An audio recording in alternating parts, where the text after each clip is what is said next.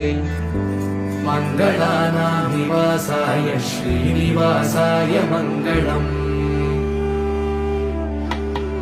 सर्वावयव सौन्दर्य सम्पदा सर्वचेतसा सदा सम्मोहनायास्तु वेङ्कटेशाय मङ्गलम्।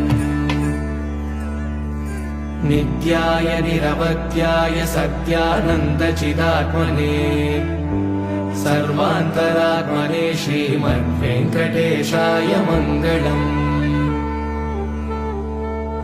स्वतः सर्वविदे सर्वशक्तये सर्वशेषिणे सुलभाय सुशीलाय वेङ्कटेशाय मङ्गलम्।